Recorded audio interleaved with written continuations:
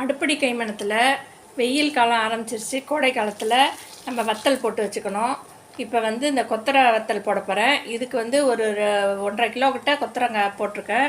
நல்லா முழுகிற அளவுக்கு தண்ணி ஊற்றிருக்கேன். பிடிச்ச பிடி அளவுக்கு உப்பு போட்டு நல்லா ஒரு கொதி வந்த பிறகு வடிகட்டிட்டு வெயிலில் காய வைக்கணும். அது எப்படி செய்யறதுங்கிறத பார்க்கலாம்.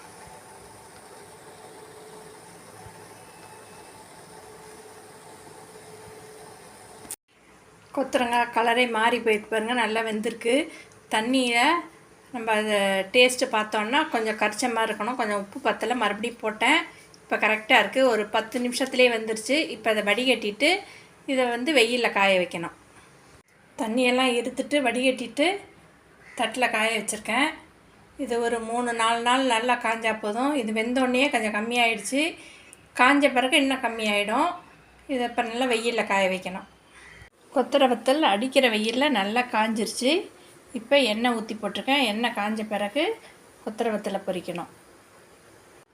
கொத்தரை வத்தலுக்கு வந்து எண்ணெய் வந்து ரொம்ப காயக்கூடாது, கருவி போயிடும். அதே சமயம் லைட் கோல்டன் கலரில் இருக்கணும், கருவிடாமல். இப்போ கொஞ்சமாக போடுறேன்.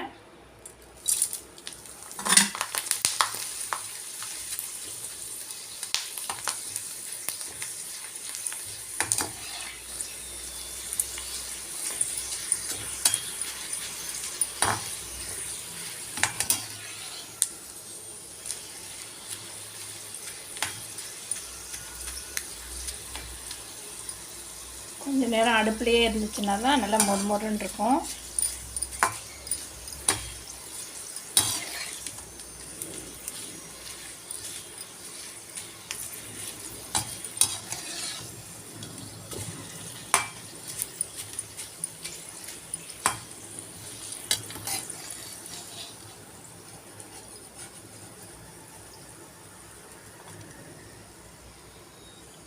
ரொம்ப சூப்பராக இருக்குது.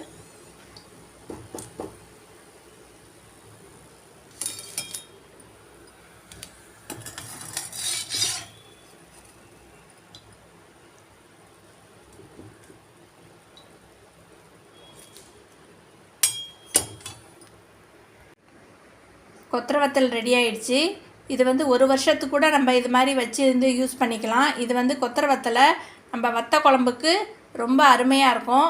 அதே மாதிரி கேப்பக்களி, கேப்ப கஞ்சிக்கு, அதுமாதிரி பழைய சாதத்துக்கு எல்லாத்துக்குமே சூப்பராக இருக்கும். இப்போ வெயில் காலத்தில் நம்ம இது மாதிரி போட்டு வச்சுக்கிட்டோன்னா நம்ம யூஸ்ஃபுல்லாக இருக்கும். நம்ம சாம்பார் சாதம் எல்லாத்துக்குமே தொட்டுக்கலாம், ரொம்ப அருமையாக இருக்கும். இதே மாதிரி நீங்களும் செஞ்சு ட்ரை பண்ணி பாருங்கள். உங்களுக்கு என்னுடைய வீடியோ பிடிச்சிருந்துச்சுன்னா லைக் பண்ணுங்கள், ஷேர் பண்ணுங்கள், சப்ஸ்கிரைப் பண்ணுங்கள்.